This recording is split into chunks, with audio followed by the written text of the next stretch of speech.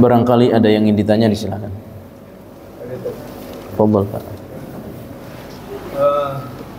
Mohon pencerahannya terkait dengan mencintai karena Allah. Ada judul sinetron, Aku Mencintaimu Karena Allah. Saya nggak tahu, Pak, judul seperti apa gitu, Pak. Terus intinya berteman pun karena Allah. Jadi tidak hanya dengan Allah. Iya. Maksudnya terkait dengan yang lawan jenis kan, kalau kriteria untuk mencari pasangan kan yang diutamakannya agamanya. Iya. Apakah seperti itu? Iya. Di antara sunnahnya adalah kita menyampaikan cinta kita kepada seorang karena Allah. Uhibbuka fillah. Saya mencintai engkau karena Allah. Ya, termasuk pada laki-laki.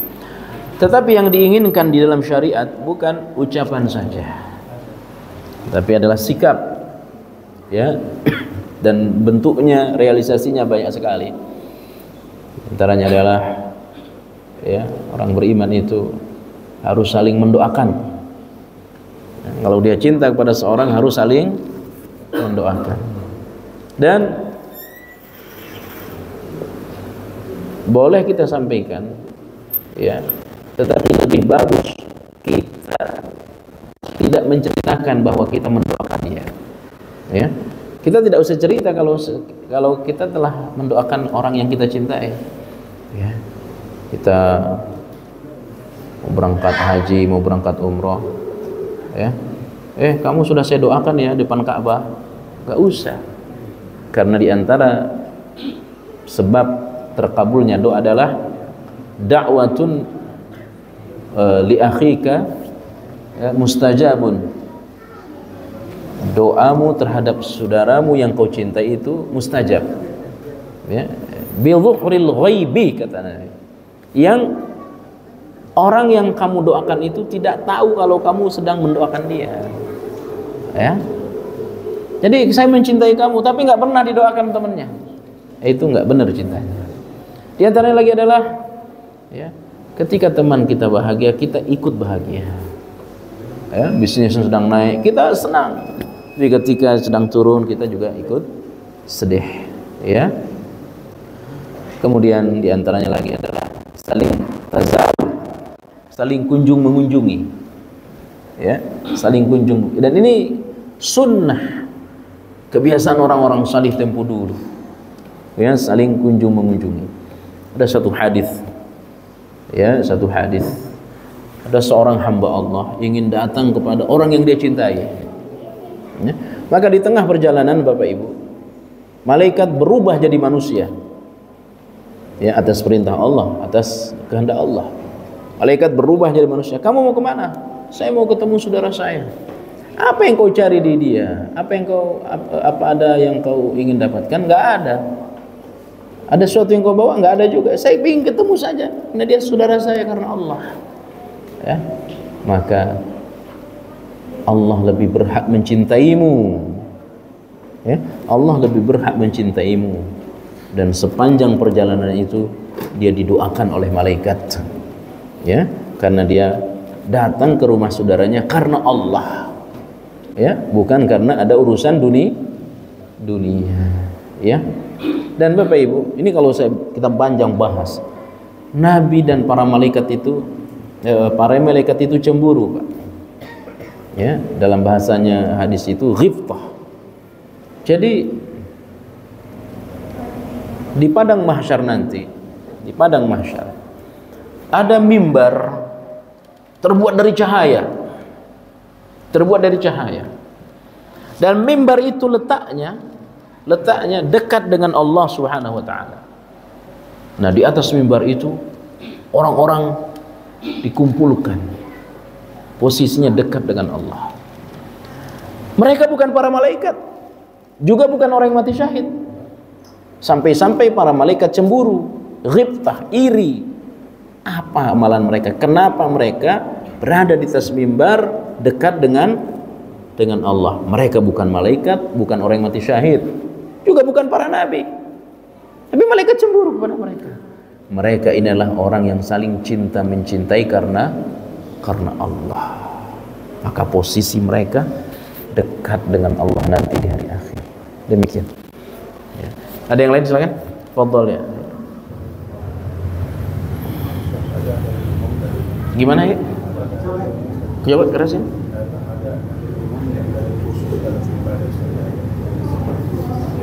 Ya.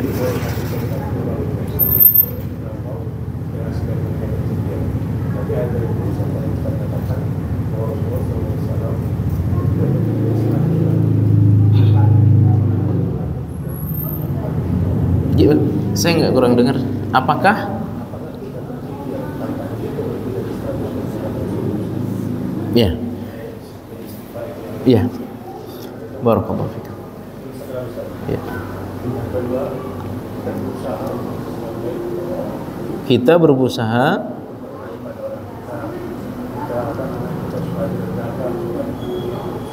iya.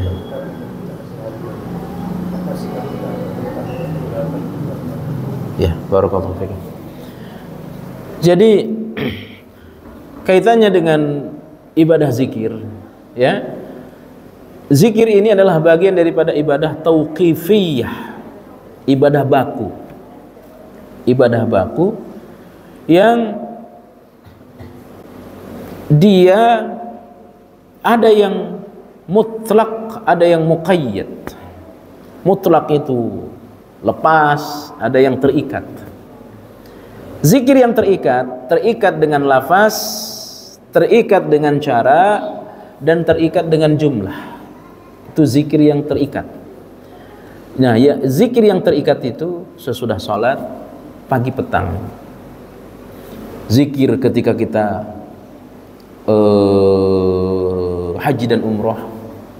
Zikir ketika sa'i dan sa'i. Ada zikir yang terikat, ya. Tidak ada zikir yang lain selain yang Nabi tentukan. Ketika kita naik bukit Sofa, ketika sudah dia berada di atas bukit Sofa, ada zikirnya dan itu terikat. Ya, jumlahnya, lafaznya terikat. Misalkan zikir sesudah sholat yang kita sudah bahas, terikat. Astagfirullah, astagfirullah, astagfirullah. Lafaznya, jumlahnya cukup 3 kali dan tidak usah diperpanjang. Cukup astagfirullah. Itu zikir terikat. Ya, zikir terikat. Zikir pagi terikat dengan jumlah dan lafaz. Astaghfirullah wa atubu ilaih. Baca 100 kali. Ya.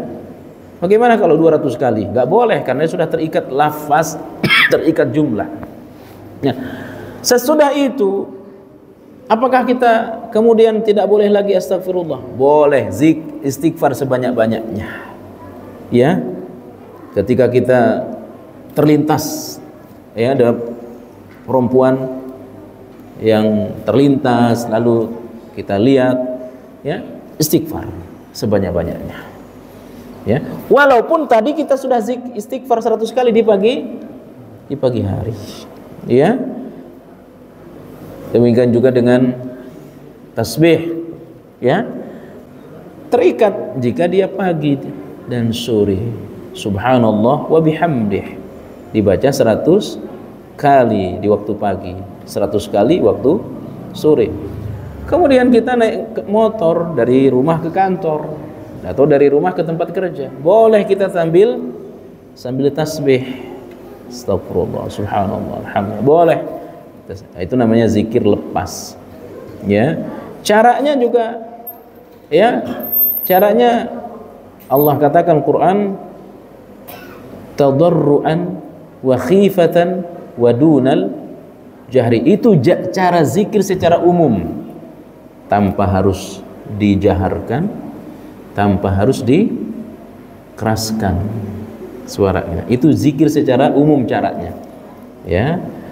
Nah, adapun yang kedua, jadi ada yang terikat secara khusus, lafaz, cara, dan jumlah. Itu namanya muqayyad. Ada yang zikir lepas, namanya mutlak. Ya. Adapun yang kedua, kita berada di satu komunitas, satu perkumpulan, kita selalu berusaha berbuat baik, tetap dizalimi. Ya, atau mungkin kita direndahin. Maka bagaimana sikap kita? Sikap kita adalah nasihatin, ya, doakan terbaik. Karena Allah Subhanahu wa taala memberikan karunia, keutamaan orang yang dizalimi. Apa itu? Doanya mustajab. Doa orang yang dizalimi itu mustajab. Sekarang kalau kita mau tanya satu persatu tentang diri kita, di antara kita saya yakin pernah dizalimi. Bagaimana kita memanfaatkan doa itu? Apakah kita doakan ya Allah binasakan dia, atau kita doakan ya Allah berikan dia hidayah? Nah, itu kan soal kebersihan hati. Ya, mudah saya ucapkan. Ya, mudah saya ucapkan, tapi begitu nanti saya dizalimi oleh orang, apakah bisa saya amalkan? Itu soal kebersihan. Maka yang paling utama sebelum kita bergaul dengan orang, bekali diri kita dengan hati yang bersih. Ya. Dan yang ketiga, maafkan. Ya, maafkan. Dan itu juga susah. Ya. Kita sudah maafkan tetap dizalimi. Ya. Baru yang terakhir langkah kita hajar. Hajar itu bukan pukul, tapi kita menjaga jarak. Itu namanya hajar. Kasih sanksi. Ya, sebenarnya dia ini senang kalau kita ngumpul dengan dia. Akhirnya kita jadi bahan bully, dizalimi. Tapi kalau kita nggak ada, kita suka dicari. Jadi bulan-bulanan kita. Ya, jadi bulan-bulan. Kalau nggak ada kita juga nggak seru, karena mungkin kita jadi candaan. Ya, jadi candaan. Ya, karena mungkin kita paling lemah di situ. Kalau nggak ada dicari. Ya, nah itu sikap tadi. Sampai kepada kita hajar. Hajar, apa hajarnya? Kasih sanksi, jaga jarak dengan dia. Tapi kata ulama, jika kita menghajar orang yang berbuat zalim kepada kita, justru kezalimannya lebih bertambah, lebih zalim, maka kita hentikan hajar kita. Tapi ketika kita hajar, dia mulai membaik, maka sering-seringlah menghajar orang.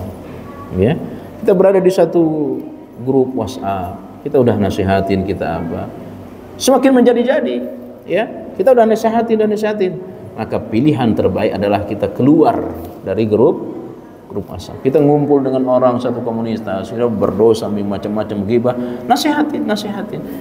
Kalau nggak mau dinasihatin, izin kita tidak datang, ya, biar orang itu kenapa dia tidak datang? Jangan-jangan dia tidak senang kalau kita menggibah. Itu namanya hajar. Dalam syariat itu ada. Hajar artinya bukan memukul, tapi memberi hukum, memberi sanksi kepada orang yang menzalimi itu. Barakallahu fikum. Demikian, ada yang lain silakan. Monggo. Masih ada waktu ya.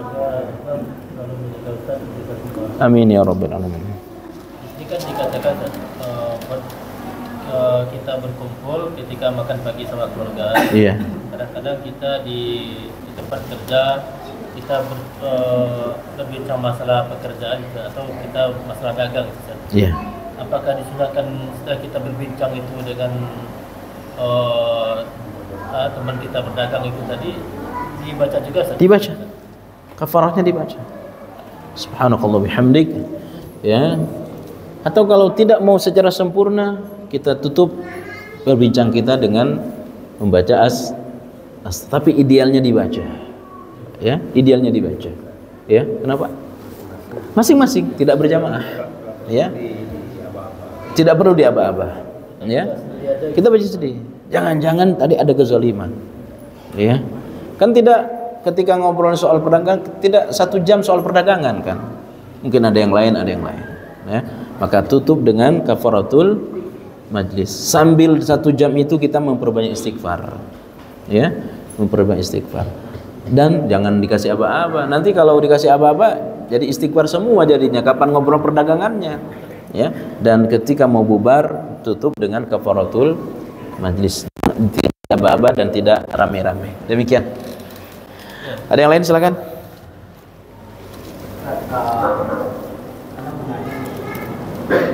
Mungkin dari masalah nggak enakan ini nggak enakan sama orang, nggak enakan sama orang gitu.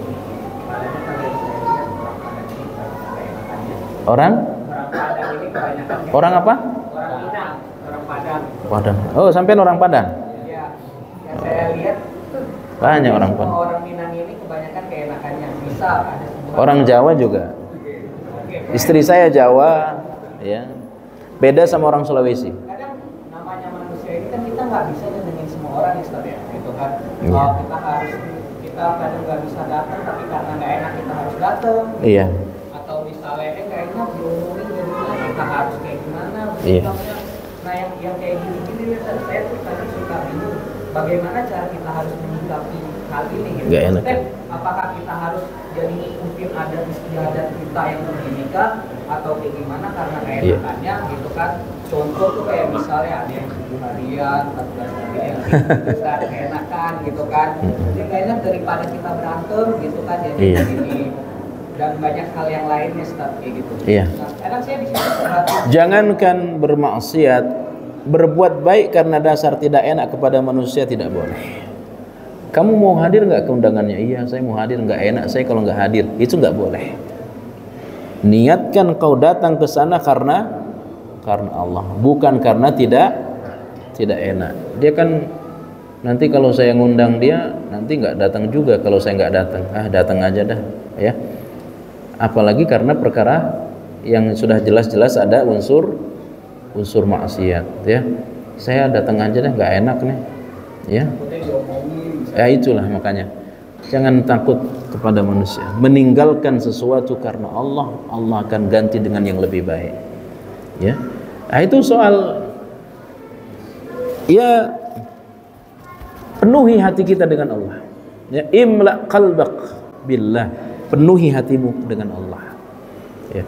Pasti Allah akan berikan yang terbaik. Cuman begini contoh, ya, karena sudah kadung dibicarakan tadi. Ketika soal kematian misalkan, ya mohon maaf ya, sebelum acara-acara yang lain yang tadi nggak enak itu, ya, waktu memandikan kita orang pertama yang harus datang, ya. Waktu mengkafani, kalau perlu kita harus ikut angkat air, ya. Saya terus terang kalau di pulau, saya kalau datang ke pulau saya dicari orang. Kalau ada orang meninggal saya dicari karena orang seneng kalau saya yang mandiin, ya. Jadi kadang-kadang saya kalau ada orang meninggal, ini saya masih di pulau sebelah, ditunggu, jangan dimandikan dulu, tunggu Ustaz Abu dulu. Saya ingin katakan, untuk yang kita tidak setuju, kita tidak usah dah. Tapi yang untuk disepakati oleh sunnah, kita harus datang duluan. Untuk memandikan kita datang, untuk mensalatkan kita harus datang. Nanti yang berapa hari berapanya itu, ya kita harus berkomunikasi juga. Mohon maaf, saya sudah ngaji. Dalam pengajian yang saya ketahui itu termasuk yang tidak baik saya kerjakan. Komunikasi, ya, sehingga kemana dia nggak datang. Oh dia Wahabi, ya, itu kan muncul fitnah lagi, ya. Jadi komunikasi harus dijaga biar tetap, ya, sama-sama enak. Ini waktu mandiin nggak datang, ya. Waktu sholat nggak datang. Giliran waktu malam pertama, malam kedua sengaja keluar gang untuk memperlihat, ini nggak boleh, ya. Ini acara mau dimulai, dia sengaja keluar. Ini kan ngeliatin diri, ya, nonjolin diri. Ini saya yang berbeda pemahaman kita, ya. Lagian kamu mengamalkan sesuatu yang tidak ada dengan sunnah, ditonjolin diri, nggak boleh. Tetap kita menghidupkan sunnah dengan cara yang santun. Tapi yang sunnahnya kita harus terlibat semua, ya. Mandiin kita ikut, ya. Kalau perlu, kalau di kampung kami itu, ya, dipikul sampai ke pekuburan, kita ikut mikul, ya. Itu soal kematian, belum lagi soal-soal yang lain. Hilangkan perasaan enak nggak enak kepada manusia, tapi karena Allah SWT. Demikian cukup, ya. Demikian, mudah-mudahan jawabannya membuat enak, ya. Barakallahu fikum, subhanakallah bihamdik, asyhadu an la ilaha illa anta astaghfiruka wa atubu ilaik. Wassalamualaikum warahmatullahi wabarakatuh.